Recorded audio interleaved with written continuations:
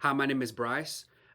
For my video presentation, I've chosen to defend the statement of abortion cannot be morally justified in any circumstance.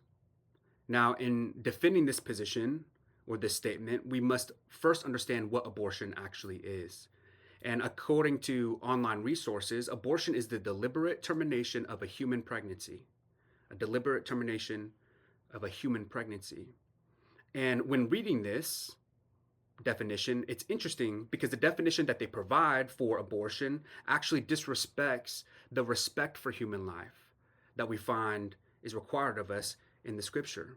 And this is because the termination of a pregnancy is not the termination of the period of time that the baby is in the gestational period. It's not ending the pregnancy early so that the baby could be born. It's the termination of a human life. It's the intentional taking or ending of an innocent life in the womb.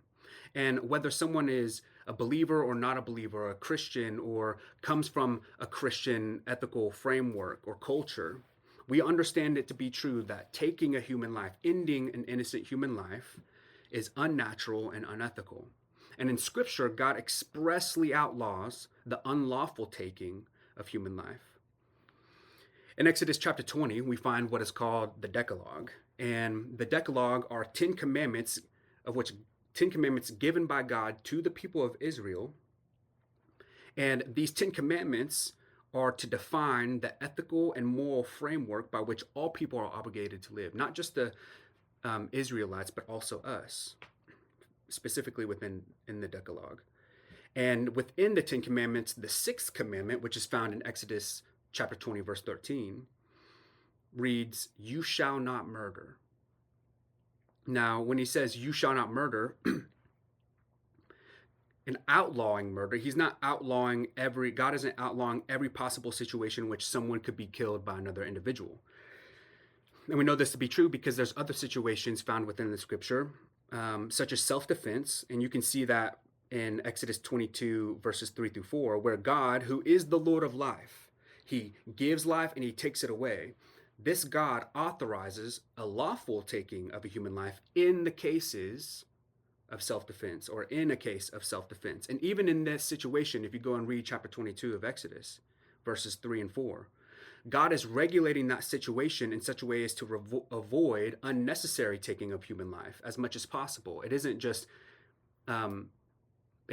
that you can take a human life if you feel threatened in any way, but he kind of puts parameters around it because he values human life so much that he wants to avoid any potential opportunity for someone's life to be taken unnecessarily. And there are other lawful acts of taking a human life, such as capital punishment, that are found in the scripture.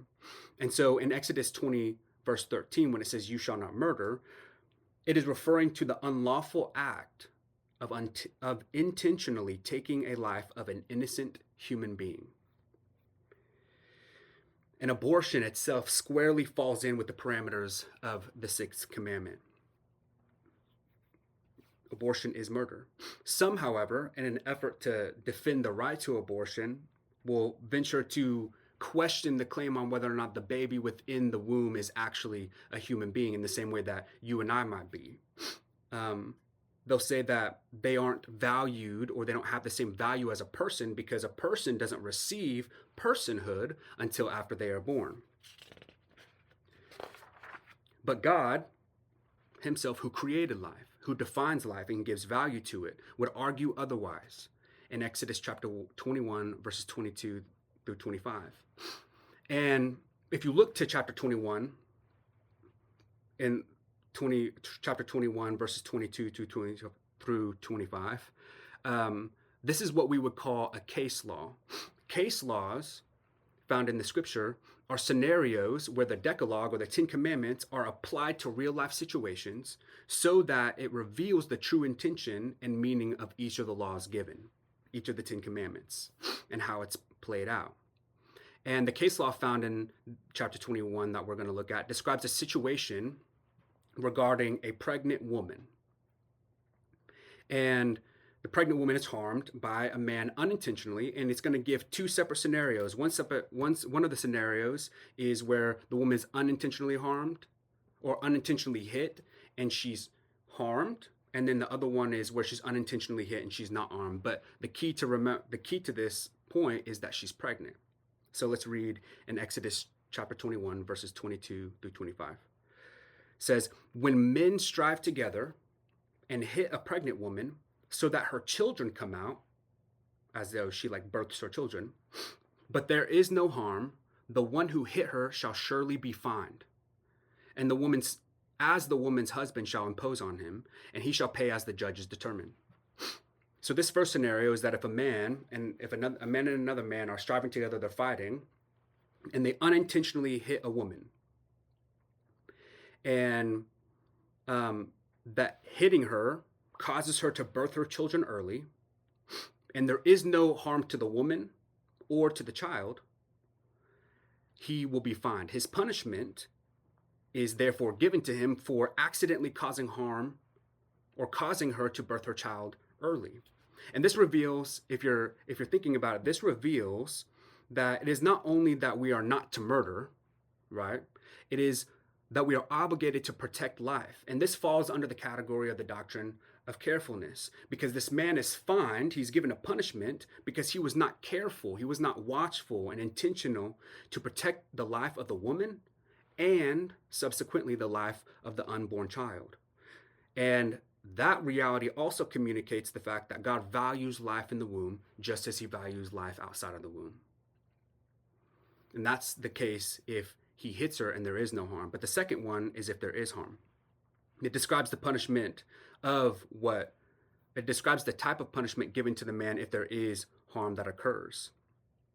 And there's been some different interpretations on who the harm is being caused to, but the most natural reading of the text is that it's either to the mom or to the baby. And verse 23 and 25 says, "If there is harm, then you shall pay life for life, eye for eye, tooth for tooth, hand for hand, foot for foot, burn for burn, wound for wound, stripe for stripe." This is in the case that if a man unintentionally hits a pregnant woman and it causes harm to her or her baby, whatever level of damage is caused by his unintentional harming of them is to be dealt to him as his punishment. And this is so significant because the passage is allowing this hurt and this harm to be either dealt to the mom or the baby. And therefore, it's saying if the man accidentally harms the woman to the point where the baby's life is taken, it says that the life of the man should be taken. And this is because life in the womb is a human life, just as any other kind of life or any other type of life. Babies in the womb have the same dignity, value, and worth as image bearers of God. Just like anyone else, God values and sees them the same. So there is no difference between a newborn baby or a baby in the womb. God sees them the same. And I want to make a quick distinction that here in Exodus chapter 21, the harm being done to the mother or the baby is unintentional. It was an accident. It was the man's negligence and his lack of being careful to protect life that caused the harm. But contrastingly, abortion is by definition never an accident. It's never an accident. The harm being done in abortion is intentionally for the sole purpose of killing the child. And if life for life was required for the unintentional death of an unborn baby, how could we ever imagine or assume that God's justice would not burn hotter towards those who will thoughtfully, discerningly, and intentionally kill an unborn child? This shows in this passage that to abort a child is murder in its highest degree. And so this means that no matter the desires of the mother or the situation that the human life is born into, the baby is a human life in and of itself, distinct from the mother, and she is obligated to protect that life at all costs. And we are obligated to protect that life at all costs. Now, there's some arguments against it because in order to, similar to the personhood thing, or similar to the personhood argument, some would argue, well, it's my body, it's my choice. assuming that because the baby is in the womb, there's not really a true distinction between her and the child.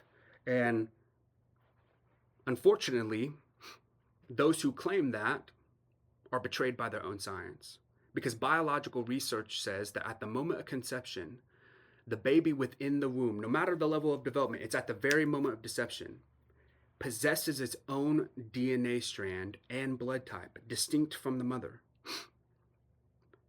So it is its own human being, not only in God's sight in the way that he determines it, but also according to science. And even if there wasn't conclusive scientific evidence of that being the case, we know that the end result of 9 months of pregnancy is a human life that's birthed into the world, who is an image bearer of God, who has value, dignity, and worth. We know that that's the end goal, and that's the end result of pregnancy. So back to the doctrine of carefulness. The doctrine of carefulness requires us to avoid any harm, any potential harm, and even further still, do all that we can to protect the baby in the womb. And that principle is clearly marked out in Exodus chapter 1, verses 22 through 25, as we just mentioned. And there is another argument that says, well, okay, but what if the baby was conceived in rape or incest? And despite how difficult that would be, those situations only account for less than 1% of all abortions that happen in the US. And we would never say that it is right to punish the child for the crimes or the sins of the parents. And ironically, if you think about this, I did some research.